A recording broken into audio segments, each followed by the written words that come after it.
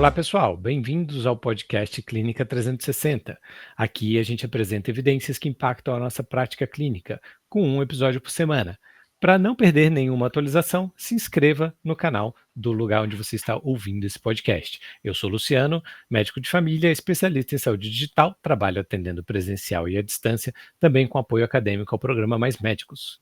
Eu sou a Aline, também sou médica de família e trabalho com telemedicina. Eu sou Patrick, médico de família, atuo em consultório próprio.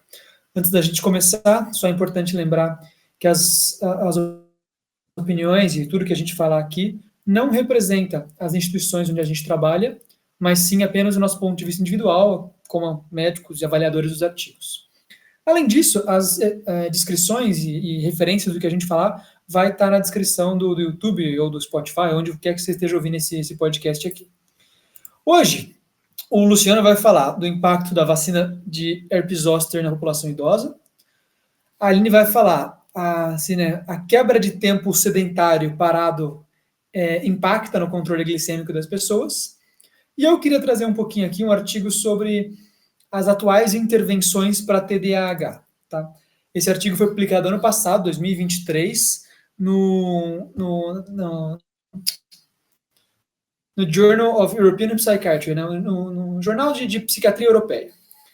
Acho que um dos motivos que eu quero trazer isso aqui agora é porque tem tanta gente falando que está tendo diagnóstico de TDAH, tanto médico falando de diagnóstico de TDAH, tanta pessoa está recebendo esse diagnóstico, tomando um monte de intervenção, Ritalina, metilfenidato, agora chegou esse Atenta no Brasil, que está acontecendo um monte de coisa, e eu queria conversar um pouquinho do que tem evidência no impacto, como que isso vai impactar a qualidade de vida das pessoas ou não. Tá certo? Então, essa foi uma revisão, ele chama uma meta-revisão de revisões sistemáticas, mas eu confesso que, na minha visão, isso aqui ficou mais uma revisão narrativa do que outra coisa, porque eles avaliam alhos com bugalhos e trazem um monte de coisa aqui. No total, eles avaliaram eles começaram olhando 1.156 revisões, excluíram um monte, chegaram em 231 revisões. Então, é um número bastante robusto. Dentro de tudo isso, eles encontraram uma prevalência de TDAH, pasmem, de 7% em crianças e adolescentes. Confesso que eu fiquei bem impactado com os números. 7% é muita gente, é 1 a cada 13 crianças vai ter TDAH, é uma coisa bem, 14 crianças é uma coisa bem alta. E 2,5% para adultos. Eles mesmos falam que tem um grau de evidência baixo para avaliar essa prevalência, porque estão pegando de estudos diferentes. E o que eles falam é que tem a gente vai falar um pouco das conclusões deles aqui, mas tem uma evidência forte que o impacto farmacológico, né, o uso de tratamento farmacológico, ou seja, medicação, vai diminuir sintomas a curto prazo. A criança seja mais bem comportada, talvez melhore até um pouquinho na relação, né, com os amigos na escola, mas não tem nenhuma evidência que isso vai impactar, melhorar a qualidade de vida das pessoas a longo prazo. Como o quê, Patrick? Como, impacto acadêmico, então se a pessoa vai conseguir se formar ou não, se ela vai aumentar ou não o uso de substâncias, se ela aumenta o risco de uso de substâncias, chance de ela estar empregada, suicídio, ela entrar para o crime, ou ter alguma comorbidade de saúde mental, como depressão, quadro psicótico. Tá? Eles falam assim que, apesar de a gente usar muito, né, tanto intervenção medicamentosa como TCC, terapia comportamental, outros tipos de terapia, equinoterapia, intervenção dentro da escola, quase não existe evidência desse benefício. Tá? Então, a gente tem feito um monte de coisa por aí, a ANS já liberou, a gente tem falado que tem que fazer, mas, honestamente, tem pouca evidência que isso vai impactar na saúde mental, num benefício a longo prazo para esse TDAH. Acho que quem quiser depois ler a revisão é super legal, mas acho que coisas importantes que eu gostaria de trazer aqui é que eles acham que existe uma correlação importante entre correlações de complicações pré-natais, como pré-eclâmpsia ou um parto pré-termo, com a chance, né, aumenta a prevalência de TDAH nessas crianças. Parece também que, assim, quanto mais jovem os pais, maior o risco para a criança ter TDAH, e parece que pais que têm filhos no meio dos 30 anos, nos mid-30s, como eles falam, entre os 35 ali, são os pais que têm menor chance do filho ter TDAH. A revisão mesmo fala, isso aqui é tudo correlacional. Eles não acham que tem uma coisa a fisiologia de um parto pré-termo vai levar a um TDAH. Mas é isso, talvez os pais que tenham uma criança antes dos 20 anos vão ter comportamentos que também vão levar uma criança a desenvolver um quadro como TDAH. Tá? Então é importante deixar que eles não acham que tem uma relação linear causal aqui. Parece que mães que amamentaram a criança nos primeiros meses de vida diminuíram bastante a chance de TDAH. Acho que um odds ratio de 1,8, tá? Então quase 2 vezes, diminui a chance de metade. As crianças tinham uma melhora importante na escola, se elas estavam usando estimulantes, mas, de novo, uma melhora a curto prazo. E, de novo, tem um monte de coisas interessantes para avaliar ali, mas a conclusão final dessa avaliação é que, apesar de a gente ter isso, pelo menos mais de 1.000 revisões temáticas em TDAH, as evidências estão ruins. A gente tem um monte de pergunta que a gente não consegue responder ainda, e a gente fica advertisement, propagandeando umas coisas como se fosse a solução para a saúde das crianças e das famílias, sem ter muita certeza. Tá? Então, assim, de maneira geral, eu gostei da revisão. Acho que ela me parece mais uma revisão de estado da arte, uma revisão narrativa, do que uma meta-revisão. Mas ela mesma fala que ela avalia estudos com baixo grau de certeza, ou existe um risco de viés importante aqui. Isso dito, acho que voltamos a falar que talvez não exista ainda um padrão ouro para lidar com TDAH, que vai ter que abordar caso a caso. Gente, eu fico pensando que talvez o problema não seja o tratamento, seja o conceito do que é que a gente está falando, né? Eu estou falando da polêmica que é você dar diagnósticos de forma geral em psiquiatria, porque em geral todos eles vêm de algum consenso de alguns psiquiatras que aí foram lá e transformaram isso no DSM-5, ou agora vai ser revisado, o DSM-6 vai vir, e o que vai ser diferente? E eu ouvi um podcast interessante esses dias, onde os psiquiatras estavam discutindo como que é feito a classificação diagnóstica do DSM-5 e o quanto eles estão revisando para entender que talvez o TDAH não seja exatamente o TDAH, tenha outras questões envolvidas e que a gente tenha que rever esse conceito, né, do que é o TDAH. Vou até buscar mais artigos para ver se eu consigo trazer alguma coisa para os próximos episódios. Mas o recado que eu quero passar no final das contas é, ok, TDAH é algo que você tem que olhar na perspectiva do espectro. Um monte de gente vai ter, uma parcela pequena vai precisar de alguma intervenção, e dessa parcela pequena, a medicação pode ser uma opção, as terapias podem ser uma opção. E aí é muito difícil você fazer um trabalho que tenha mais evidências, né, quando você tem um espectro muito grande. Então, acho que ao longo do tempo, talvez a gente até tenha trabalhos com mais solidez para dizer que, olha, dentro do espectro mais grave, a gente consegue dizer ali que o TDAH tem benefício de tal e tal coisa. Eu tenho estudado bastante, porque é algo relativamente novo para mim, manejar a medicação, desde que eu entrei há 1 ano e pouco lá no consultório, e eu tenho visto algumas pessoas com benefícios muito claros, mesmo que seja para agora, é a coisa que faz diferença na vida da pessoa. Então, acho que é muito relativo falar em diagnóstico e em propedêutica, então acho que é difícil buscar evidência sobre isso. E eu acho que no futuro, daqui a alguns 5 anos, a gente vai estar trazendo artigos aqui com uma outra perspectiva, até outros diagnósticos, de repente. Bom, tomara que a gente esteja trazendo artigos daqui a 5 anos. Eu concordo muito com o que você falou, Lu. Acho que principalmente essa parte de ser um diagnóstico em espectro, né? Então, a pessoa ela está no P98 do espectro é uma coisa, e a gente parece que a gente trata ela que nem a pessoa que está no P05. Então, a pessoa muito grave, um quadro muito leve, parece que vão estar mais ou menos, a gente vai estar avaliando da mesma maneira nesse artigo aqui, que é um grande ponto de impacto. O que eu fico incomodado de medicação é porque ela vai ter um benefício, né? De maneira geral, se a pessoa tomar uma Ritalina, você já viu naquele, acho que a Aline recomendou aquele Take Your Pill do Netflix, uns episódios atrás, cara, vai ter benefício, é que nem usar, tipo, alguma droga, você vai ter um benefício.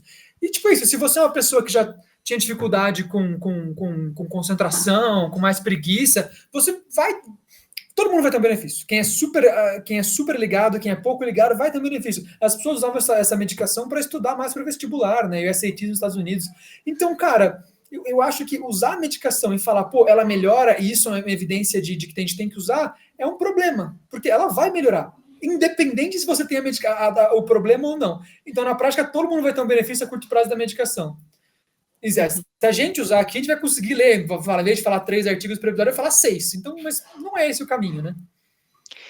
E acho que para mim também tem uma consideração que os critérios diagnósticos, eles incluíam muito pessoas, assim, pelo menos no que eu lia alguns anos atrás, incluíam pessoas, né, crianças, eventualmente até adultos, que tinham tido prejuízos claros, assim, né, educacionais ou de trabalho, enfim, né, ao longo da formação. E agora eu tenho, é claro, por um lado a gente aumenta, né, tá muita gente falando sobre isso, então a gente aumenta a chance das pessoas se beneficiarem de terem o diagnóstico, né, as pessoas que precisam, mas é isso, a gente está falando de uma miríade de sintomas possíveis, né, dentro desse espectro aí, e de pessoas que eventualmente não têm prejuízos reais, assim, não tiveram prejuízos reais, assim, da formação, tal, mas que de alguma maneira estão ali, têm sintomas compatíveis, né, com o que a gente está chamando aí de TDAH, assim. E me preocupa isso, né, quando a gente está direcionando um tratamento, quando a gente está direcionando, né, uso de medicação, sem priorizar aquelas pessoas que realmente melhoram, aliás, tem benefício, né, benefícios reais, assim. Eu tenho uma paciente, isso, ela tem 36, 37. Cara, ela já foi diretora de empresa. Assim, ela tem uma carreira expoente, assim, acho que claramente nada impactou na vida dela. Passou num psiquiatra que falou que ela tem TDAH. Tá tomando Ritalina e tá adorando, porque ela consegue produzir muito mais. Mas, tipo, é isso que a gente tem que fazer mesmo? Pegar uma pessoa que, né, tipo, porque ela vai ter dificuldades na vida. Sociais e acadêmicas e profissionais, e vai acontecer, todo mundo já teve aqui, todo mundo estiver ouvindo vai ter isso alguma vez na vida. A solução para isso é, tipo, passar um remédio para enganar a curto prazo, que a pessoa vai sentir melhor, porque ela vai se sentir melhor, ou entender que tá tudo bem você ter dificuldades na vida às vezes e que você não quer se drogar para fugir disso e fingir que aquilo lá é uma doença e não uma característica sua. Então, isso me deixa atualmente bem incomodado, assim, como as pessoas têm difundido esse uso, assim, para pessoas como primeira linha, e isso. E aí depois a gente fala, pô, foi bom para a pessoa gostou. Tipo, é lógico que a pessoa gostou. Concordo, cara. Mas é polêmico. Bora pro próximo, então? Vamos. Eu vou falar agora, eu trouxe esse artigo que foi publicado esse ano também, ele chama Enhanced Muscle Activity During Interrupted Sitting Improves Glycemic Control in Overweight and Obese Men. É um artigo que foi publicado no Jornal Escandinavo de Medicina e Ciência do Esporte. É um estudo chinês e o objetivo era examinar os efeitos dessa interrupção do tempo prolongado de sentado, ou quebra do tempo sedentário, com diferentes padrões de atividade muscular na resposta glicêmica monitorada continuamente, assim.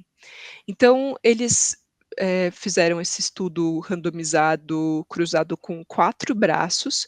Eles incluíram homens chineses saudáveis, com idade entre 18 e 35 anos, que tinham uma classificação entre sobrepeso e obesos, e sedentários. E eles consideraram sedentários pessoas que autorrelatavam um tempo sentado maior do que 6 horas nos últimos 2 meses e que não atingiam os 150 minutos semanais de atividade moderada ou 75 minutos de atividade intensa. Mas que também não tinham diabetes ou doenças cardiovasculares. Eles incluíram 18 participantes, fizeram uma randomização dos participantes para completar os 18 participantes completaram essas 4 intervenções, e eles fizeram uma intervenção que era a pessoa ficar sentada ininterruptamente por 8 horas e meia. A outra era, as pessoas faziam 30 minutos de caminhada a 4 quilômetros por hora depois de 1 hora sentado, mas uma vez no dia. As pessoas faziam uma caminhada 3 minutos também a 4 quilômetros por hora, a cada 45 minutos, no total de 10 vezes ao longo do dia. E o grupo squat, que as pessoas faziam 3 minutos de agachamento, cerca de 10 agachamentos, a cada 45 minutos, 10 vezes ao longo do dia. O desfecho primário que eles avaliaram era o incremento mesmo da curva de glicemia, no monitoramento de glicemia, e o desfecho secundário era um padrão da eletromiografia dos músculos quadríceps, isquiotibiais e glúteos, incluindo essa amplitude média da eletromiografia e duração da atividade da eletromiografia.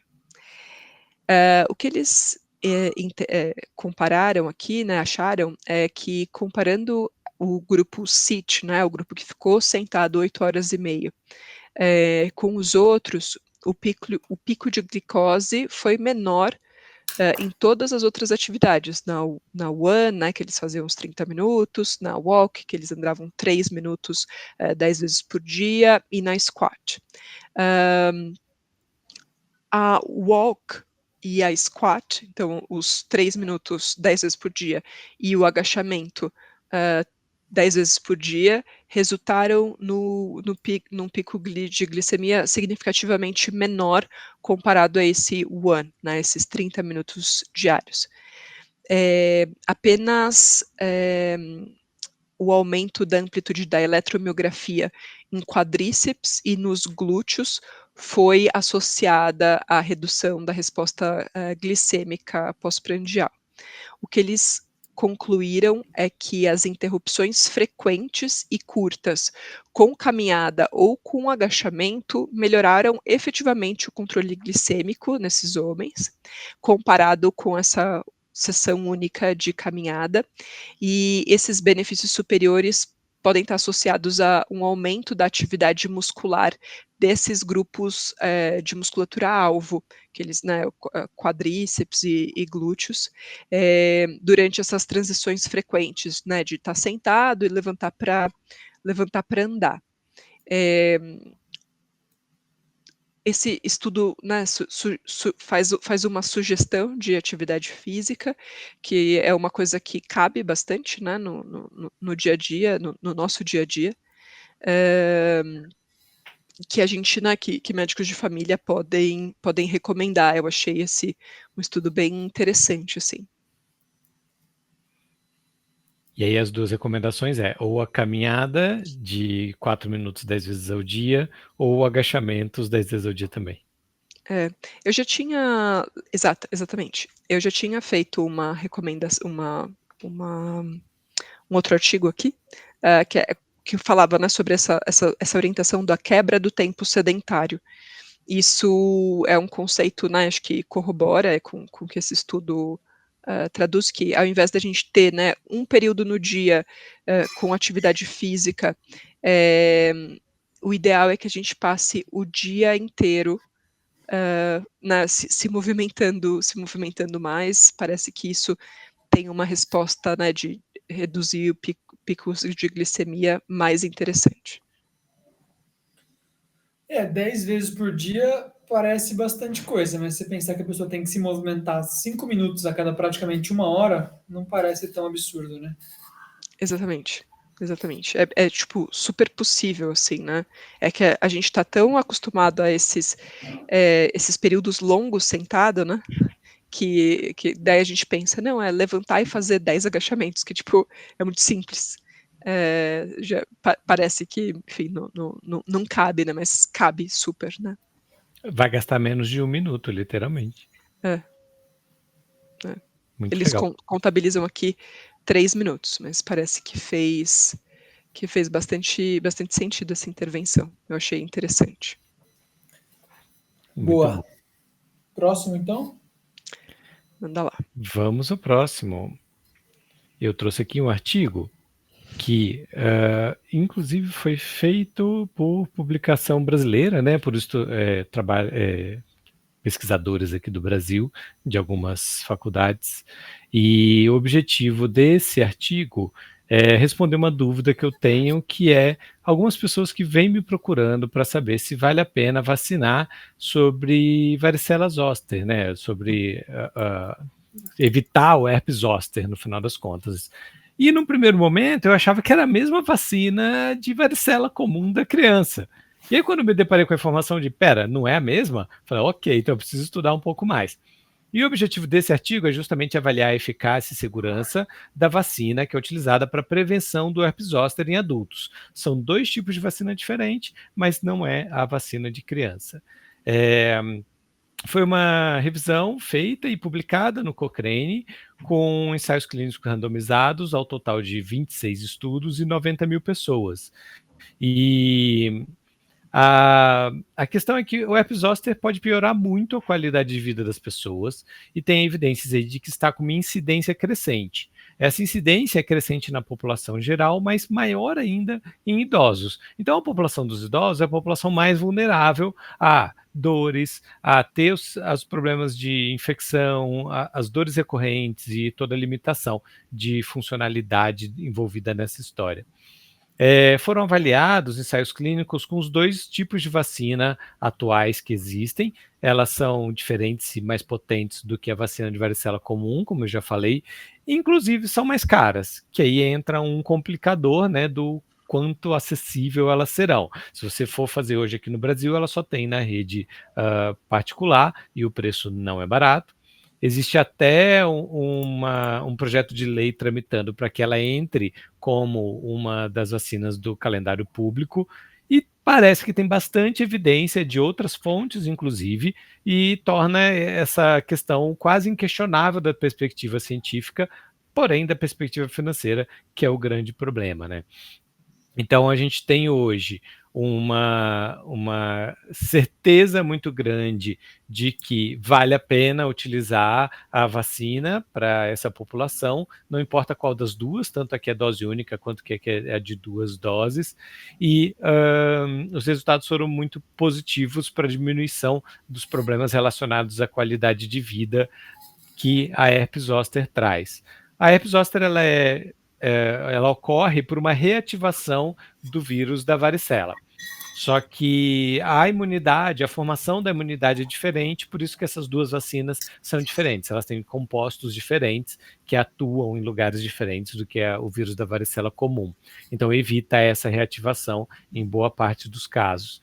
Então, acho que é uma questão a gente ponderar enquanto essa vacina não estiver disponível no setor público, o quanto vale a pena ou não a gente fazer no privado, pela questão financeira, porque pela questão clínica a evidência é bem sólida de que vale a pena.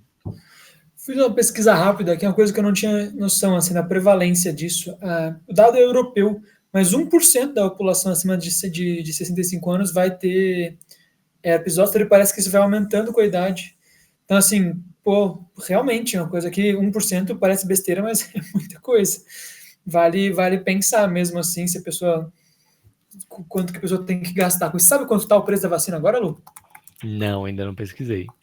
Eu sei que está cara de algum tempo atrás que eu vi. Enquanto vocês pesquisam aí, eu acho, assim, para mim preocupa, eu acho que o herpes zoster traz essa consequência aí da dor crônica, né, e o que se vê nesses idosos eventualmente mais frágeis, enfim, é uma dor persistente, assim, né, então, é bem e depois, né, uso de medicação para controle de dor, nem sempre é efetivo, tem bastante efeito colateral, então é uma sequela bem ruim, assim, é um ponto, acho bem relevante a gente discutir isso, assim, porque é uma coisa que não está totalmente na minha prática indicar, mas, né, porque não está na rede pública, né, e acho que, talvez a gente precise, eu precise mesmo começar a incorporar um pouco mais, assim. Eu fui olhar o preço aqui, tá? Mais ou menos R$ 1.000. Não é um preço insignificante. Sim, sim. Bom, mas acho que é isso então, né? Pensar, assim, vale a pena, tem que ver se a pessoa topa pagar isso, basicamente. Uhum. Exatamente. Compartilhar, né, esses estudos, compartilhar essa compreensão de que faz sentido, né. Show de bola. Algo mais? É isto por hoje. Obrigada e até logo. Até. Um abraço.